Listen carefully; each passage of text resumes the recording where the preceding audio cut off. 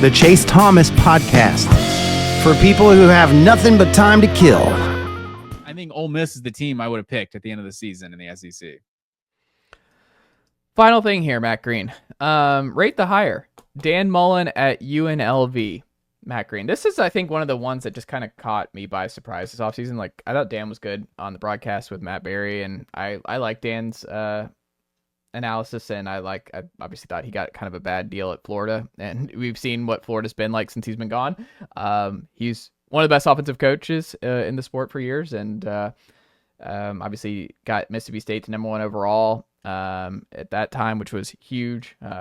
You see where they're at right now. He's really good. Like, Dan Mullen's a high floor guy. I don't know what his ceiling is at a big time program, but I do know he's a high floor guy at those stops. However, he's been away from the game now for a couple of years. Like, I didn't think if Dan Mullen got it back into this, I didn't think he'd take a G5 job like this. Like, UNLV obviously a lot better shape with what Barry Odom's done the last 2 years, but that's still a tough job. Like, UNLV has a terrible history. Like, it's not like this is a football like G5 powerhouse. He's not taking over Boise over here. He's taken over UNLV. And I don't know. I thought this was a weird hire, Matt Green. And the more I thought about it, I'm surprised that Dan Mullen couldn't have gotten a better job. And I'm more surprised. I'm more leaning that this is not going to work. And this is a TBD, but right now I give it a C, not because of how I feel about Dan Mullen as a head coach.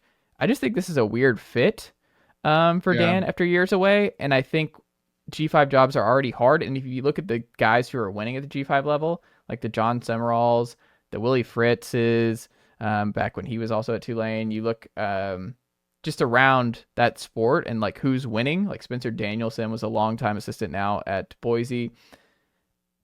I just think these kind of big namers who go into these G5 spots, I feel like they're more likely to fail than the up and comer or the 30 to 40-year-old grinder like a Summerall.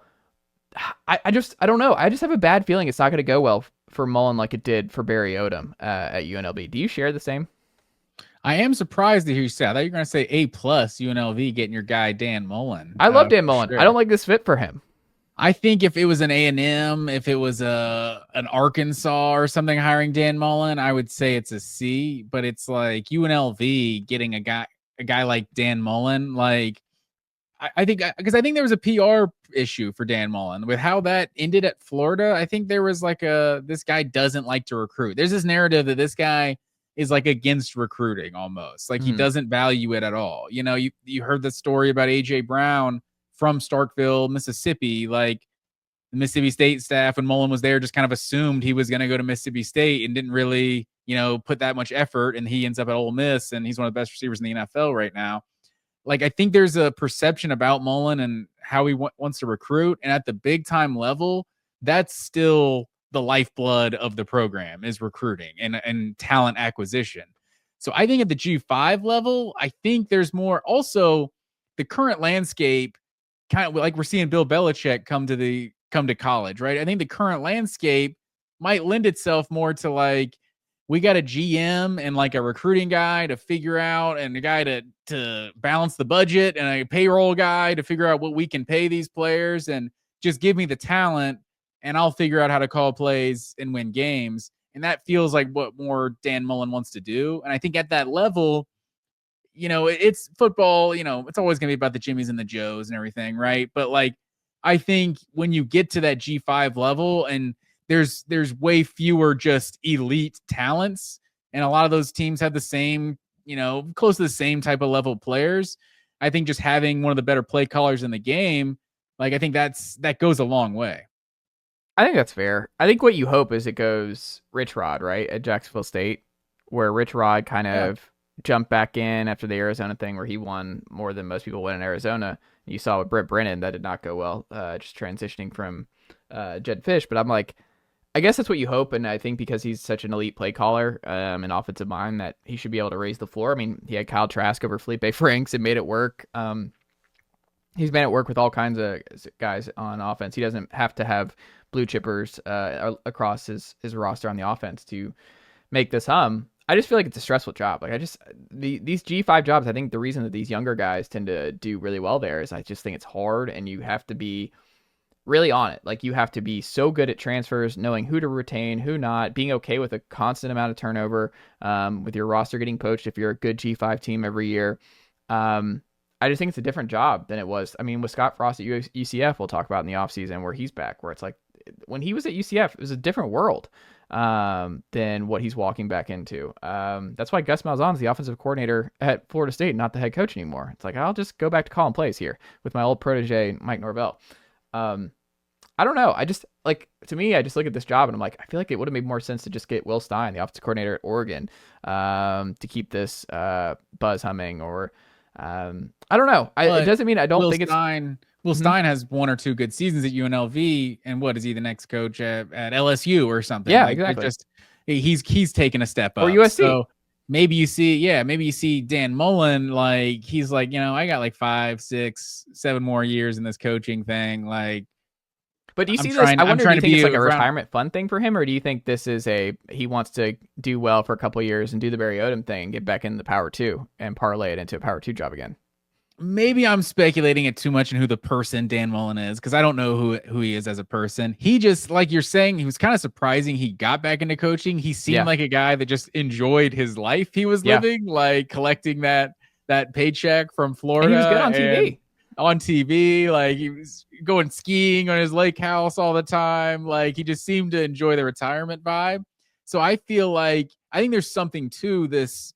Like, I think we shouldn't read, like, we can't understate how big of a deal that is that Bill Belichick is a college football coach right now. I think clearly there's something that some coaches are seeing, that, like, recruiting isn't necessarily the same beast it once was. You don't have to do, Dion doesn't do in-home visits with recruits, like, it's about a salary cap and a payroll and figure out how to get the NIL money and all this stuff. Like, but they're not going to be in the rev sharing program, I don't think. I could be wrong. No, and that's fair. Like, the only 5-star that Georgia didn't get from the state of Georgia this year, Justice Terry, point blank, he said the NIL package. That's the only reason he chose Texas over Georgia. They started recruiting him like 2 months before signing day. Like, I will say, though, that one annoys me, because not because of the state, but it's like, well, kind of. I mean, if Oregon State gave him the biggest NIL package, I don't think he's going to Oregon State.